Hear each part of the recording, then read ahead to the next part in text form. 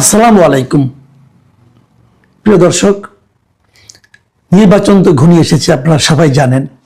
এখন নির্বাচনে কে কি করেছে না করেছে, কার কি করা উচিত না উচিত, এগুলো নিয়ে আলোচনার সময় আর নাই। সবাই তো যার যার মতো কাজ করছে, মানুষের কাছে যাচ্ছে, মানুষের কাছে ভোট চাচ্ছে। কারো কারো বডি ল্যাঙ্গুয়েজে নানা ধরনের আত্মবিশ্বাস ফুটে উঠছে, কেউ কেউ কথার ফুলঝুরি ছোটাচ্ছে, নানা কিছু হচ্ছে।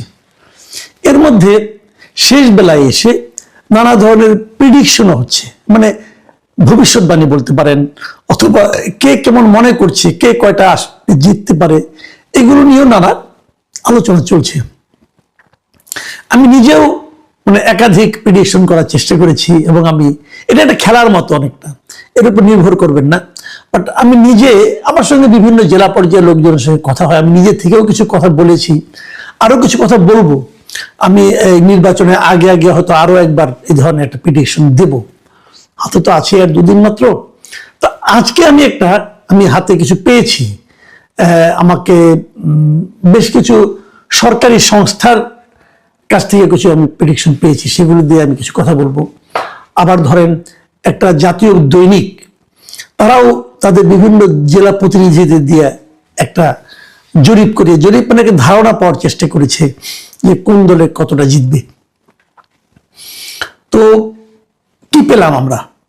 দেখুন, আমি সরকারি সংস্থার যে জরিপগুলো যা পেয়েছে, যে ধারণাটা পেয়েছে, সেটা আপনাদের একটু বলি আমি। তারা বলছে যে এই 300টা আসন তো হবে না, 298টা আসনে ইলেকশন হচ্ছে, দুটো তো বাদ আছে। এই 298টা আসনের মধ্যে তাদের বিবেচনায় বিএনপি জিতবে 150টা, জামাত জোট, বিএনপি হবে জোট না খেলে বিএনপি এককভাবে জিতবে 150টা আসনে, জামাত জোট জিতবে 70টা আসনে, স্বতন্ত্র জিতবে 55 জন। এটা কিন্তু একটা সিগনিফিকেন্ট। স্বতন্ত্র তারা কেন 55 জন বলল? আপনাদের মনে আছে নিশ্চয়ই যে বিএনপির কিন্তু বিদ্রোহী প্রার্থী আছে 79 জন। এই 79 জন প্রার্থী যারা আছে বিদ্রোহী, এদের মধ্যে আমার হিসাবে, আমি যতটুকু হিসাব করে দেখেছি, প্রায় ধরেন আপনার 42 থেকে 45 জন এরা খুবই স্ট্রং ক্যান্ডিডেট। এরা হয় নিজেরা জিতবে অথবা অন্য কাউকে জেতাবে। যদি নিজে জিততে নাও পারে, বিএনপির ভোট তারা এতটাই কাটবে যে ওখান থেকে হয়তো জামাত অথবা অন্য কেউ বেরিয়ে যাবে। বিএনপি এই যে তাদেরকে নিয়ন্ত্রণ করতে পারে না, এই 79 জনকে নিয়ন্ত্রণ করতে পারে না, আমি মনে করি বিএনপির একটা বড় রাজনৈতিক ব্যর্থতা। তারা এমন লোককে নিয়ে রাজনীতি করেছে যারা দলের স্বার্থকে ইগনোর করেছে। এমন লোককে নিয়ে করে তারা দলের স্বার্থটা বুঝে নাই, মানতে চায় না, দলকে অসম্মান করেছে এই লোকগুলো। তো এত লোক নিয়ে বিএনপি রাজনীতি করতো কিভাবে? এটা আমার কাছে একটা রহস্য লাগে। আপনি নিশ্চিত থাকেন যারা বিদ্রোহী হয়েছে এদের অনেকেই এই দলের কেন্দ্রীয় অনেক নেতার সঙ্গে সুসম্পর্ক এখনো বজায় রাখছে, এবং ওখান থেকে এমন আশ্বাসও তারা পেয়েছে যে তারা নির্বাচিত হলে তাদেরকে আবার দলে ফেরত নেওয়া হবে, এবং এটা হবে। এইগুলো এই ধরনের দলের আওয়ামী লীগ, বিএনপিতে এটা অতীতে বহুবার হয়েছে। এবারই গত 24-এর যে অগাস্টের পর বিএনপি যাদেরকে কয়েকদিন খুব বহিষ্কার করলো না, এই বহিষ্কারে কিন্তু শেষ দিয়ে এই গত নভেম্বরের দিকে এসে কিন্তু অনেকে পাইকারি হারে আবার কিন্তু বিএনপি ফেরত নিয়েছিল। আমি তখন বলেছিলাম যে এই পাইকারি ফেরত নেওয়াটা কেন ইলেকশনের আগে? এতে কিন্তু মানুষের কাছে একটা ভুল মেসেজ যাচ্ছে। পরে অবশ্য থেমেছিল, এবং আমি নিশ্চিত নির্বাচনের শেষ হওয়ার পর আবার পাইকারি হারে ফেরত নেওয়া শুরু হয়ে যাবে। এটা যদি শুরু হয় তাহলে আগামী নির্বাচনে আবার তাদের একই সমস্যায় পড়তে হবে।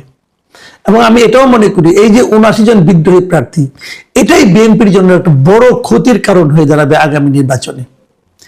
যাই হোক, আমি সেই সরকারি যে সংস্থাগুলো যাদের হিসাবটা পেয়েছি সেখান থেকে আমি হিসাবটা বলছি। তারা বলছে যে স্বতন্ত্র 55 জনের মতো পাশ করে যাবে। তাদের হিসেবে জাতীয় পার্টি পাশ করবে 10-12টা, হয়তো হবে অ্যাকুরেট না, 10-12টা তারা জাতীয় পার্টি।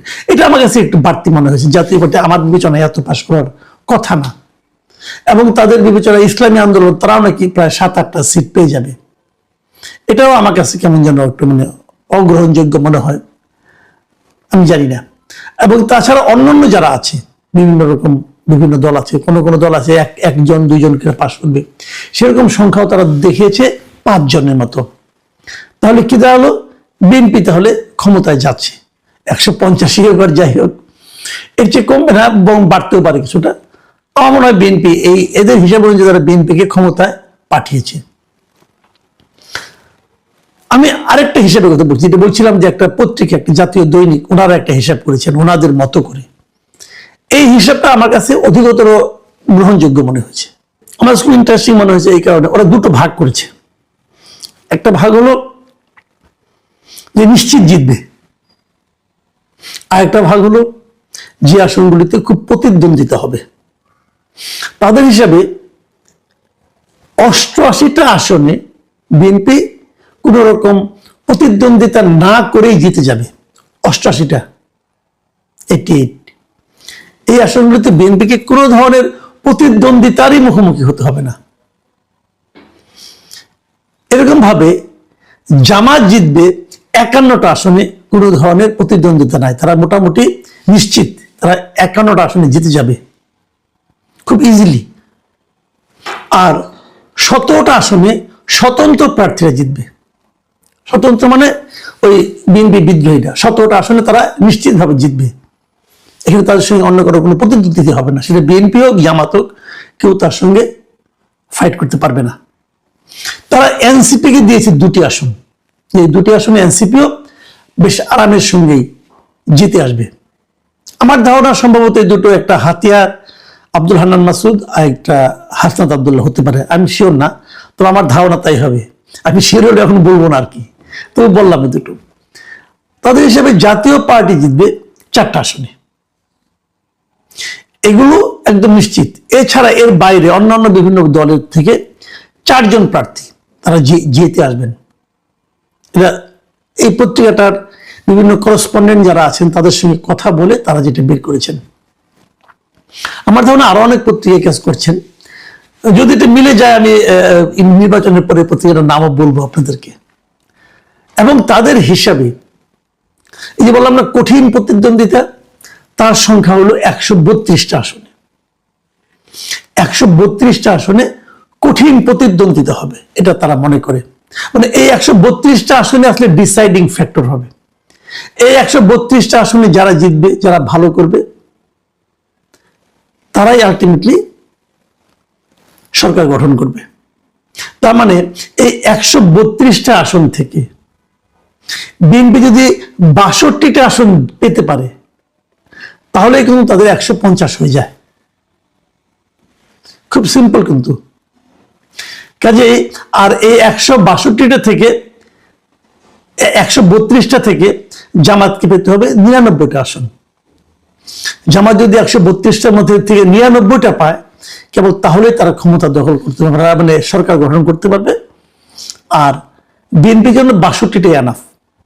আমি যদি এটাকে মাথায় রাখি, তাহলে আমরা বলতে পারি যে মোটামুটি বিএনপির জন্য সরকার গঠন করাটা একটা সম্ভাবনাটা বেশি ইজিয়ার আমার কাছে মনে হচ্ছে। কারণ 132টা আসনে মধ্যে থেকে জামাত ইসলাম মানে 99টা আসন জয়ী হয়ে যাবেন, এটা আসলে একটু কঠিন হয়তো বা হবে। কিন্তু আমরা সব মিলিয়ে যেটা দেখলাম, যে আপনি যেমন ধরা যাক, আমি একটা কথা বলি, প্রায় বলি আমি, যে গত 24 অগাস্টে সরকার পতন হয়েছিল। নির্বাচনটা যদি 24 ডিসেম্বরে হতো, তাহলে বিএনপিকে কিন্তু এত হিসাব নিকাশ করতে হতো না। কিন্তু 6 মাসের মাথায় না হয়ে, 4 মাসের মাথায় না হয়ে, 1.5 বছরের মাথায় হওয়াতে বিএনপিকে কিন্তু একটু হিসেব নিকাশের মধ্যে পড়তে হচ্ছে। কারণটা কি? এটা হলো আমার মূল প্রশ্ন, কারণটা কি? যত দিন গিয়েছে বিএনপির জনপ্রিয়তা কেন কমলো? এই বিষয়টা নিয়ে কি বিএনপির নেতৃবৃন্দ ভেবেছেন একবার? কেন তাদের জনপ্রিয়তা কেন কমলো? কারণ হলো দুটো। এই দুটো কারণ আমি উল্লেখ করতে চাই এই কারণে যে এখান থেকে বিএনপির নেতৃবৃন্দেরও কিন্তু উপলব্ধি করা প্রয়োজন আছে যে কেন তাদের জনপ্রিয়তা কমলো।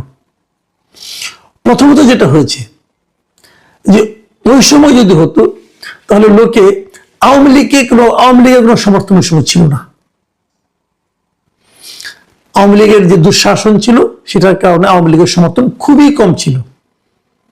কিন্তু পরবর্তী সময়ে ডক্টর ইউনূসের যে অন্তর্বর্তী সরকার, এদের যে দুঃশাসন বলেন, কুশাসন বলেন, এবং এদের মধ্যে অনেক লুটপাটও হয়েছে, এদের কারণে যত মানুষ কষ্ট করেছে, যত ডক্টর ইউনূসের সমালোচনা বেড়েছে, তত কিন্তু মানুষ ইউনূসের সরকারের সঙ্গে তুলনা করেছে আগের সরকারকে, বিএনপি সরকারকে না। কারণ বিএনপি সরকার তো অনেকে দেখেই নাই। সেই 2006 সালে কি দেখেছে 18 বছর আগে, ওটি আর মনে আছে নাকি ভাই কারো? কাজে যত এই সরকারের অপশাসন হয়েছে, যত এই সরকারের নেগেটিভ ইমেজ বেড়েছে, তত মানুষ কিন্তু আগের সরকার মানে আওয়ামী লীগ সরকারের কথা ভেবেছে, এবং সেটা তখন এই সরকারের ব্যাড ইমেজটা যে ভর করেছে বিএনপির উপর। এর হলো একটা দিক। আর দ্বিতীয় দিকটা হলো অগাস্টের পর থেকেই বিএনপি সারা দেশে, বিএনপির বিভিন্ন স্থানীয় পর্যায়ের নেতা কর্মী এবং সমর্থকদের নানা ধরনের তাণ্ডব চলেছে। বিএনপি হাজার হাজার লোককে বহিষ্কার করার পরও সেই তাণ্ডব থামাতে পারেনি, এখনো চলছে। এখনো সারা দেশে যত চাঁদাবাজি হয়, এখনো খুচরা মুচরা যত চাঁদাবাজি হয়, ফুটপাতেও যে চাঁদাবাজি হয়, সেটা কিন্তু জামাতের লোক করে না, বিএনপি লোকজন করে। তাদেরকে বিএনপি থামাতে পারেনি। মানুষের মধ্যে একটা ধারণা তৈরি হয়েছে যে ক্ষমতায় আসার আগে যখন এটা শুরু করেছে, ক্ষমতায় গেলে না জানি কি করবে। কেন করছে চাঁদাবাজি তারা? এখানে একটা ইন্টারেস্টিং ইনফরমেশন কিন্তু আমি আছে, অনেকে আমাকে বলেছে যে তাদের এই চাঁদাবাজি করতে অনেক ক্ষেত্রে নেই, কোনো কোনো ক্ষেত্রে জামাতের লোকজন বহু উৎসাহিত করেছে যে তোমরা চাঁদাবাজি করো, আমরা তোমাদেরকে সারা দেশের মানুষের কাছে তোমাদের অপকর্মের খবরগুলি ছড়িয়ে দিই। এটা হচ্ছে জামাতের স্ট্র্যাটেজি। এই স্ট্র্যাটেজিকে কেউ কেউ হয়তো ঈর্ষা করতে পারেন, আমি কিন্তু অপছন্দ করি না। তারা তো চাইবেই প্রতিপক্ষকে ঘায়েল করতে। বিএনপির ওই সমস্ত নেতাকর্মীরা মাথা মোটার মতো উল্লেতে ঝাঁপিয়ে পড়েছে, তার তাৎক্ষণিক অর্জনটাকে বড় করে দেখেছে। এটা কিন্তু বিএনপির জনপ্রিয়তা দিন দিন কমিয়েছে। তারেক রহমান দেশে ফেরার পর এই নেগেটিভ দিকটাকে তারা একটু কভার করার চেষ্টা করেছে। এখন তারা এই জন্য একটু অগ্রসর হতে চেষ্টা করছে। বিপরীত দিকে একটা কথা বলি, এই যে বিএনপির যে বিদ্রোহী প্রার্থী, এটাও কিন্তু বিএনপির জন্য একটা নেতিবাচক দিক হয়ে দাঁড়িয়েছে। সব মিলিয়ে আগামী নির্বাচনে কি হবে, কিভাবে কি হবে আমরা বলতে পারবো না, আমরা দেখব। আবার ধরেন অনেকে হয়তো এই কথাও বলবেন যে এই যে জামাতের এতটা অগ্রসর বানাতে দেখা যাচ্ছে, যে জামাত আগে 7-8% কখনো ভোট পেত না, এবার তারা এত ভোট কেন পাবে? এটা কিন্তু ওই কারণে যেটা আমি এতক্ষণ ব্যাখ্যা করলাম। কিন্তু তারপরে অনেকে বলছেন যে বিএনপির ভোট তো অনেক, তাকে কি এই জামাত যদি তার ডাবল অথবা আপনার 3 ডাবল হয়ে যায়, মানে 3 গুণ হয়ে যায় ভোটের পরিমাণ, তবু তো বিএনপি থেকে অনেক দূরত্ব থাকে। এটা হলো গণিতের হিসাব, কিন্তু ভোটের হিসাব সবসময় গণিতকে অনুসরণ করে না। এই সামনের দিন কি হবে আমরা জানি না। আমরা একটা সম্ভাব্য একটা আলোচনা চেষ্টা করলাম আপনাদের সঙ্গে, আপনারাও এটা নিয়ে ভাবুন। আগামী 2 দিনের সময় আছে, 2 দিনের মধ্যে হয়তো আমি আরো একটা জরিপ, যে জরিপে আমার নিজস্ব অবজারভেশন থাকবে বেশি, সেরকম আপনাদেরকে দেওয়ার চেষ্টা করব। এখন এই পর্যন্ত।